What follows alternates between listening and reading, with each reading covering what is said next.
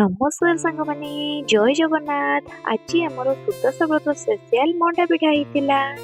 କିନ୍ତୁ ମୁଁ ଏଇଠି ପ୍ରଥମରୁ ଆପଣମାନଙ୍କୁ କହି ରହୁଛି, ଆମର ଚାଉଳ ମଣ୍ଡା ହେଇନଥିଲା, ସୁଜିରେ ଛଣା ସୁଜି ମଣ୍ଡା ହେଇଥିଲା। ଦେଖନ୍ତୁ କେତେ ସୁନ୍ଦର ସଫ୍ଟ ସଫ୍ଟ ହେଇଛି। ତ ଚାଲନ୍ତୁ ମୁଁ ଆପଣଙ୍କୁ ରେସିପିଟା ଦେଖେଇ ଦେଉଛି। ଏଇଠି ପ୍ରଥମେ କଡ଼େଇ ବସେଇ କଡ଼େଇରେ ଅଳ୍ପ କିଛି ନଡ଼ିଆ କୋରାକୁ ଦେଇ ଦେଇଥିଲି। ସେଇ ନଡ଼ିଆ କୋରା ଅନୁଯାୟୀ ଆପଣମାନେ ଚିନି ଦେବେ। ଏବେ ତାକୁ ଭଲସେ ମୁଁ ଏଇଠି ମିଶେଇ ନେଉଛି। ତାପରେ ସେଥିରେ ଗୋଟେ ଅଳେଇଚକୁ ଛିଣ୍ଡେଇକି ଭଲ ଭାବରେ ଦେଇ ଦେଇଥିଲି। ତାପରେ ତାକୁ ସେତେ ପର୍ଯ୍ୟନ୍ତ ମିଶାଇବା ଯେତେ ପର୍ଯ୍ୟନ୍ତ ଆମର ପୁର ପ୍ରସ୍ତୁତ ନ ହେଇଛି। ଏଇଠି ଦେଖନ୍ତୁ ଚେଞ୍ଜ ହେଇଗଲାଣି, ପୁରା କେତେ ସୁନ୍ଦର ପୁର ଆମର ଏଇଠି ରେଡ଼ି ହେଇଯାଇଛି। ତାକୁ ମୁଁ ଏବେ ଏଇଠି ବାହାର କରିନେଉଛି।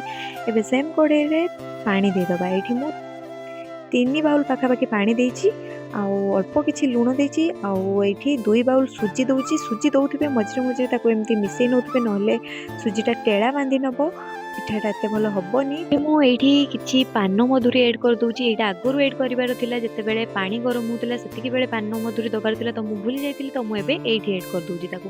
ଏବେ ଏଇଠି ଦେଖନ୍ତୁ ଆମର ପୁରା ଖଳି ରେଡ଼ି ହେଇଗଲାଣି ପିଠା କରିବା ପାଇଁ। ତ ଏଇଠି ମୁଁ ଆଉଥରେ ତାକୁ ଭଲସେ ମିଶାଇ ନେଇ ସାରିଲା ପରେ ତାକୁ ଗୋଟେ ଜାଗାକୁ କାଢ଼ି ନେଇଥିଲି ଟିକେ ଥଣ୍ଡା ହେବା ପାଇଁ। ଏଇଠି ଦେଖନ୍ତୁ ପୁରା ରେଡ଼ି ହେଇଯାଇଛି ପୁରା। ଏଇଠି ମୁଁ ବାହାର କରିନେଇଛି ତାକୁ। ଏବେ ତାକୁ ଟିକେ ଭଲ ଭାବରେ ଚକଡ଼ି ନେବା। ଉଷୁମ ଉଷୁମ ଗରମ ଥିବ ସେତିକି ବେଳେ ଆପଣ ଏମିତି ଚକଟି ନେବେ। ଥଣ୍ଡା ହେଇଗଲେ ନା ପିଠାଟା ଫାଟିଯିବ, ତ ସେଇ ସମୟରେ ଆମେ ତାକୁ ଭଲ ଭାବରେ ଚକଟି ନେବା।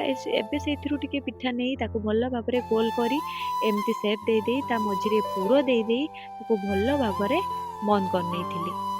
ତାକୁ ଭଲ ଭାବରେ ଚାରିପାଖରୁ ମୋଡ଼ି ତାକୁ ଭଲସେ ଗୋଟେ ସେପ୍ ଦେଇଦେବା।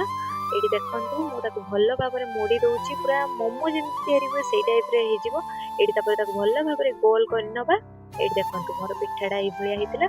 ତାପରେ କଡ଼େଇ ବସେଇ କଡ଼େଇରେ ତେଲ ଦେଇ ତେଲ ପୁରା ଗରମ ହେଇସାରିଲା ପରେ ଏଇଠି ଯେଉଁ ବନେଇକି ରଖିଥିଲି ପିଠା ତାକୁ ମୁଁ ଏଇଠି ଦେଇ ଦେଉଛି।